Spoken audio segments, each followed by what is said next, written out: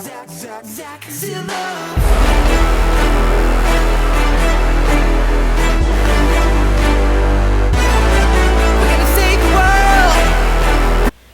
What's going on, y'all? It's your boy Irvin, and I'm sitting here with my man, artist slash actor slash dancer and overall entertainer, Zack Zilla. What's going on, everybody? How's it going?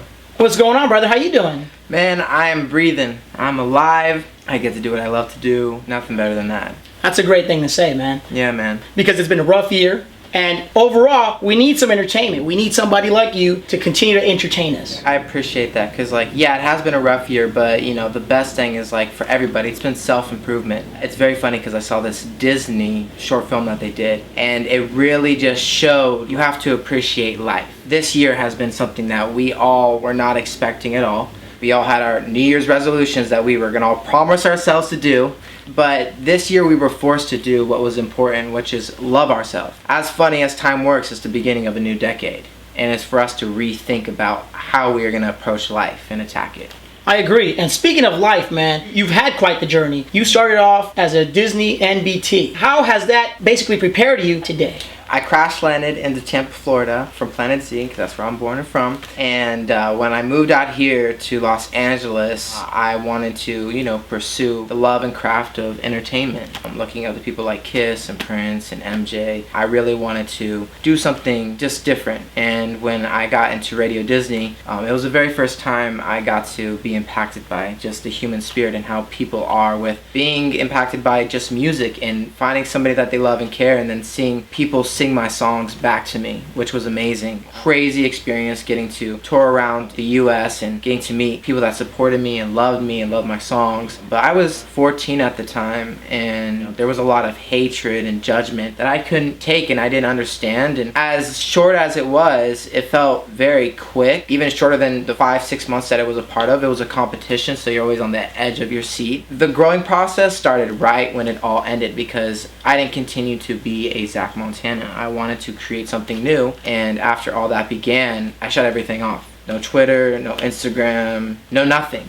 There might be a couple interviews after it, but I was trying to figure myself out. Adolescence and puberty and all that fun stuff as a singer, especially when you're a boy transferring to a young man, it's very tough, and trying to find your niche and your niche. So working with Richy Jackson, Lady Gaga's creative director and choreographer, who is my manager, creative director, choreographer, co-writer, co-creative director, everything. He is truly like a father figure in my life. He's been there for me. He's cared for me. He showed me the ways, you know, when he's working and creating for one of the most iconic female artists to ever create pop music, and I'm wanting to do the same. Such a blessing in my life to have, because he pushes me, he respects me, and one time he told me, I know we have this thing called pride, but if you have dignity, you can change the world because you have a different perspective about how you can change things. He and me just sat together and we were like, what can we do new? We wanted to do a new life experience through pop music and take a big risk. And for me, it all started with Kiss. I mean, Kiss in the 70s put on makeup, put on costumes, they did rock music, and at the end of the day, they inspired people to just be who they are. So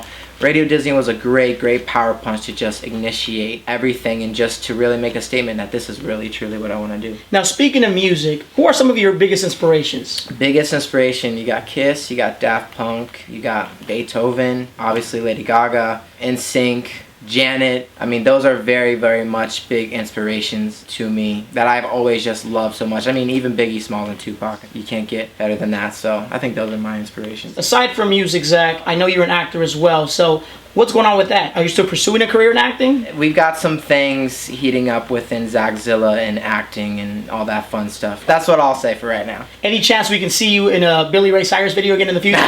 If Lil Nas X could do something like that, you never know. Your attire, I think, is a big part of who you are. Yeah. It stands out, it's very unique. Tell me about it. How did this attire come about? Well, on Planet Z, we all have fashion statements, and we all have our own super suit. So being a Zilla is doing whatever you love to do, whether that be physical therapy, you know, being a doctor, playing basketball, singing, being a radio talk show host, whatever the case may be. So whatever you love to do is your superpower, and that's what being a Zilla is all about. Why do you wear the suit or this? I was like, it gives me confidence. Because on Planet Z, we don't have technology. There is no technology there because we get to really interact with the people of the world, and that's that's what makes it like heaven, because there is no war, there's no hatred, and that's what I'm trying to come with. If someone gives me hate, which it's actually been very small, I always just say, hey, it's all good, you don't understand me, I get it, this is really left, it's really different, I'm in this suit 24/7, it is my super suit, it's my alter ego, it's my art on me. So whatever your super suit is that you see like in my video with the 17 dancers, that's their super suit. Makes them feel cool, makes it feel dope, makes them be a Zilla.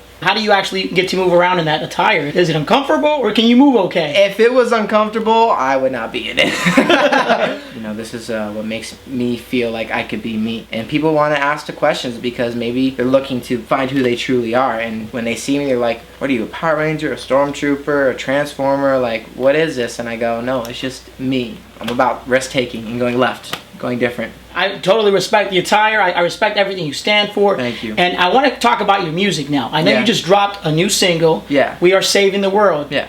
The music video is amazing. Thank you. When I first heard the song and I actually watched the video, it made me want to get up and dance, man. I don't think I've heard something like that in such a long time. I think your music is fresh. I really appreciate what you're doing. Can you tell us about how that video came about? In that video, you see so much culture. Yeah, I don't see skin color. I see human beings. And I want to spread love because it came truly from my heart. And it doesn't say I'm saving the world. It says we are saving the world. And it sounds like a big symphony, a big entrance to what we could do together, you know? So the inspiration is that we are in a world where we're all so divided. A lot of people have put into our brains that we are born into hate. We're literally born into hatred because of what the world is. But for me, we're all in it together. We're all humans. We all need to fight for each other instead of against one another. It's an urge to try and save this world and get that message across. So that was the biggest inspiration for this video. There's a significant meaning behind this video. Yeah. On top of that, so I've heard there's a Spanglish version coming. Spanglish version, Apple Music, Spotify, all that fun stuff. But Latin heritage. I love the culture. It's so hardworking, and I relate to being hardworking because of what I do, and I love it so much. And I mean, I do love Latinas. It's my favorite. You know, but gotta love a Latin woman, man. Gotta love a Latin woman.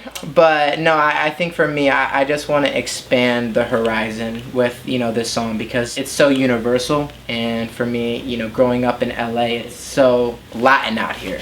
Been around so many of Latin people that I wanted to do this for them and, you know, say that we can stand strong together, especially with everything going on in the US right now. I think it would be really, really cool and fun, and, you know, I want to show people things that they don't expect from me. And that's actually a really great statement that was just made by Zach. Your sister Amber Frank. Yeah. I know she's doing her own thing. She's an actress out here in LA. What is your relationship like with your sister? It's amazing because, you know, growing up in this industry, we moved out here, I was 9, and she moved out here, she was 8. You know, we're 14 months apart from each other. Going from living in a car to not know where you're going next and not knowing if you can book something. I mean, it took Amber 5 years to book just one commercial, and then it was like her next thing, which was her TV series, which was 8 auditions to get that. And then me, on the other hand, like, I had Radio Disney, and I came out here and I got signed immediately into a boy band, and then it fell apart. So the ups and downs of this industry really creates this incredible bond when you're doing the same, not particular dream, because she's acting and I'm music, but when you have that dream in place with each other, it really can create an amazing bond. And, you know, she'll drop anything to just be there for me and make sure I'm okay. I mean, when you're 14 months apart, you know, how can you not be close to each other? So the bond is definitely there. Yeah. As you mentioned earlier, there are struggles in this business. If you had any advice for anybody that's actually trying to pursue a career in the entertainment industry, what would you say to them? Just do what you love to do. It's really simple. A lot of people are so, you know, confused about what I'm gonna be or what I'm gonna do because look it, we go on Instagram, we go on TikTok, Facebook, whatever the case may be, or even the contacts on your phone, and we go on Instagram and we're colluded by literally thousands of different personalities that we don't know who we are. And I always say the best thing that you can do to start to find out what you want to do, wake up, look yourself in the mirror, and tell yourself that you matter. You're the most important person in your life. Besides the ones that created you, your parents or your friends or whatever who are there for you, you got to know who you are, and you got to fall in love with yourself. Working on new music at the moment? So the album for sure will be next year, probably this time next year, because I want to drive out these singles and then put out this album. The next single will for sure be late January, early February. Yeah, a lot of amazing things. You just have to stay tuned. Can we expect the single with you and Lady Gaga in the future? Maybe. You never know. Never know. Stay tuned. Now, Zach, for anybody watching right now, where can they reach you? Where can they listen to your music? Yeah. Social media? Social media, everything. I am Zack Zilla. That's it. TikTok, Instagram, YouTube. It's all there. So, Zach, I appreciate you taking the time to actually sit down with me and talk to me about everything going on in your life. Yeah. We do wish you the best of luck in 2021, and we're expecting to hear more music from you in the future. So make sure you keep me in mind, man. For sure. I want to hear the album. I want to hear all the music. I got you. Hell, maybe even a cameo next year in one of the videos. Hey! Zach, it's been a pleasure. Hey, thank you so much. Thank you so much, man. This will do it here for the Fresh Squeeze of the Week. My man, Zack Zilla. Make sure y'all check him out on social media. Follow him on TikTok. Follow him on Instagram. My man, Zack Zilla.